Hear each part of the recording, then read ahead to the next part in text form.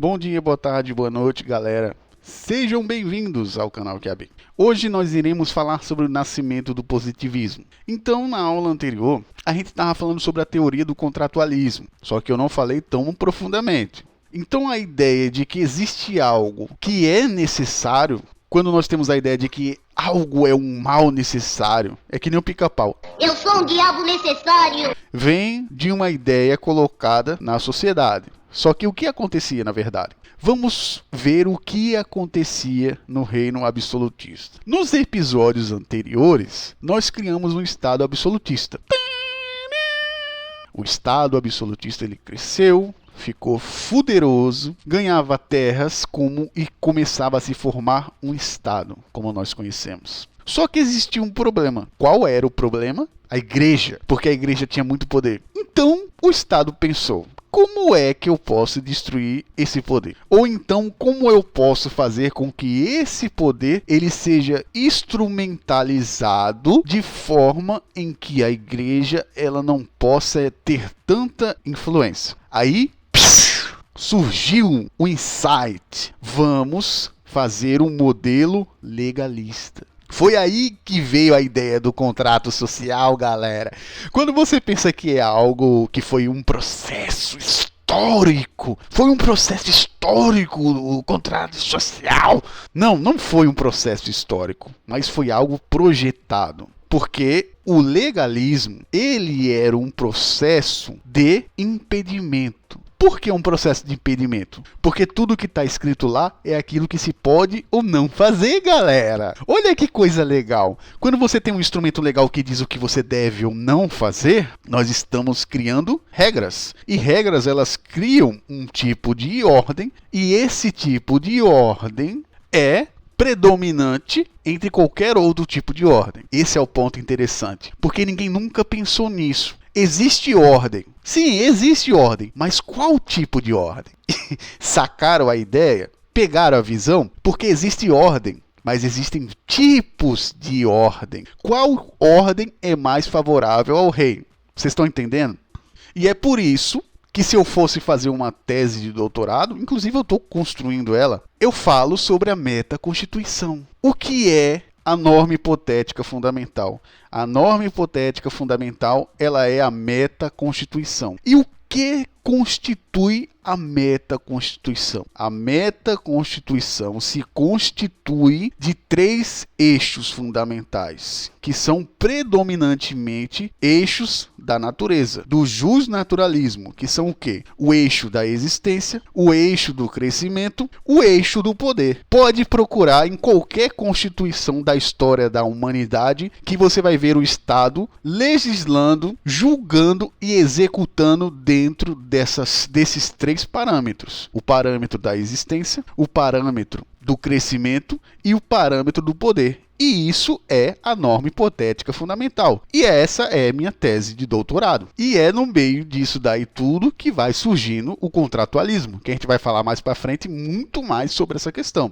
Eu só estou dando para vocês o início, o porquê, porque se você pensa, ninguém pergunta isso. O porquê que o contratualismo social existiu? Foi simplesmente uma necessidade? Ou será que o rei estava precisando delimitar a ordem através de um instrumento? Essa é a grande questão. Ele precisava validar o seu poder.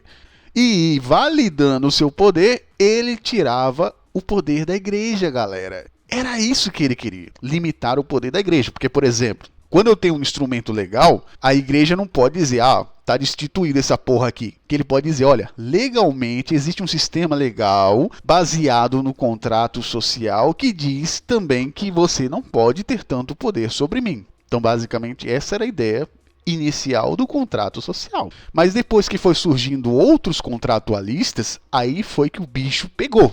Porque primeiro veio o quê? Hobbes. E Hobbes era pau-mandado do Estado absolutista. Agora, os outros contratualistas, aí, meu amigo, principalmente na época do iluminismo, aí o bicho pegou fogo, mano. Aí o negócio pegou fogo. Só que a ideia é sempre aquela coisa. A ideia que a gente tem é uma coisa, mas só que a execução no tempo e no espaço é uma coisa totalmente diferente, mano. Quando os outros se apropriam daquela sua ideia, distorcem, retorcem, fodem ela, fazem o que quiserem. Então, a partir desse momento, a gente tem o positivismo, conhecido como lato sensu, que é a teoria positiva do Estado. Então, a teoria positiva do Estado, ou o positivismo em si, o que veio com o Comte, e junto com ele veio a sociologia, não estava interessado na sociedade, vamos dizer assim. Ele estava interessado em ferramentas de controle social. Você pode ver isso daí, pode refletir sobre o assunto, que você vai ver que realmente era isso. Era um controle social. Porque o rei absolutista estava querendo uma forma de se soltar da religião, vamos dizer assim, que era o inimigo dela. Depois disso daí, o inimigo dela virou a burguesia. Mas sempre existiam inimigos ao poder do rei, que depois virou o poder do Estado. Então ele precisa delimitar e enfraquecer esses poderes para que ele não se foda. É uma questão óbvia isso daí. Mas aqui no positivismo era o instrumento legal. Faltava o instrumento filosófico. E de onde é que veio o instrumento filosófico? O instrumento filosófico que depois se tornou o instrumento científico, que veio com o iluminismo. Então, quando chega a ideia do iluminismo, o Estado vê uma forma de conseguir deter esse poder da igreja. Por isso que o iluminismo ele teve força e não teve. Foi aquela coisa, olha, eu defendo você, mas ninguém pode saber que eu defendo você, tá certo? Era isso que estava acontecendo.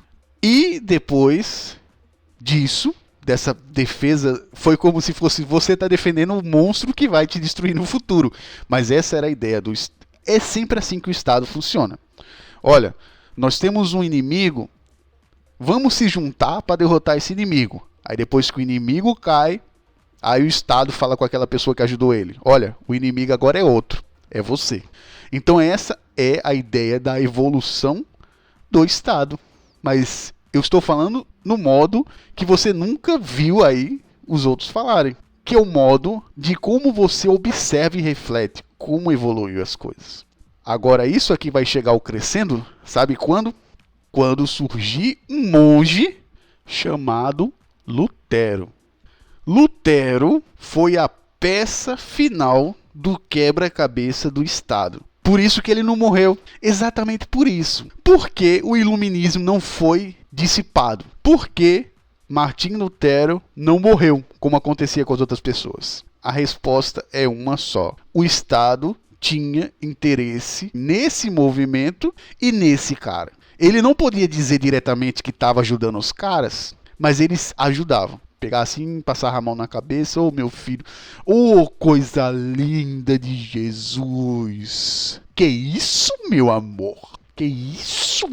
Com Martim Lutero, eles conseguiram quebrar as pernas da igreja, tirar o poder dela, e com o positivismo e com a ideia dos caras iluministas, eles conseguiram instrumentar o positivismo e colocar ele como doutrina absoluta. A legalidade ganhou o seu auge e a cientificidade das coisas também ganhou o seu auge. Então nós temos autores que destruíram a filosofia, como por exemplo Auguste Comte, que dizia que a filosofia era passado, que agora é a hora da ciência, mano. A ciência, ela é a evolução da filosofia. A filosofia, ela é inferior à ciência. Era isso que Auguste Comte falava.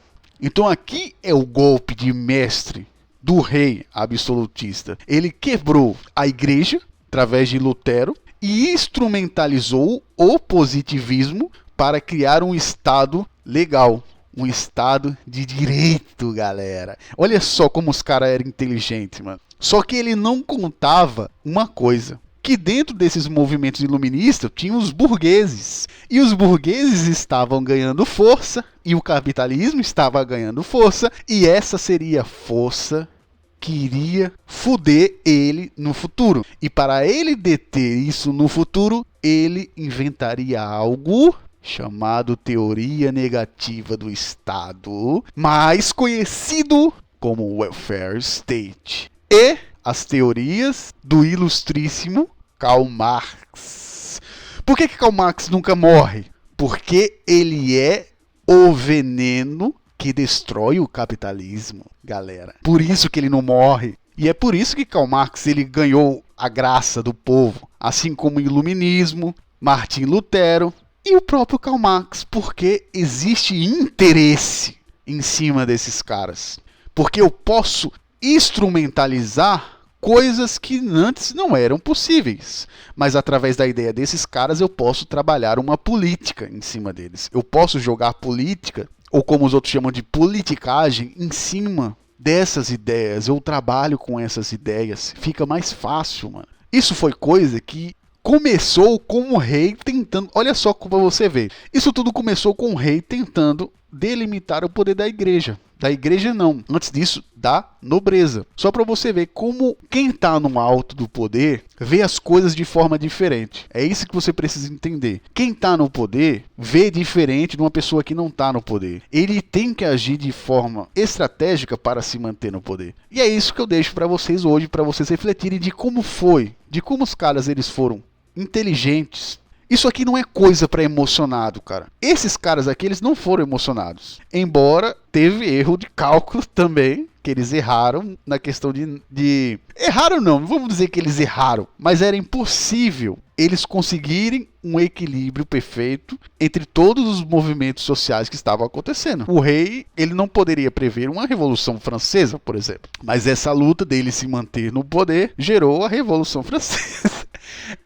Mano, não tem como você prever tudo que vai acontecer. Mas isso é importante vocês refletirem sobre isso. De como eles tentaram se manter no poder e hoje em dia continuam tentando se manter no poder através desse mar de coisas que acontecem. Mas sempre a configuração é a mesma. Vai existir o esperto, um interesseiro e o burro. As configurações elas não mudaram muito. Então por hoje é só. Aqui a gente vai falar sobre isso depois. A gente vai terminar essa parte aqui. Eu vou colocar no próximo vídeo essa parte aqui, para a gente já começar outros assuntos. Então até a próxima aí. Valeu.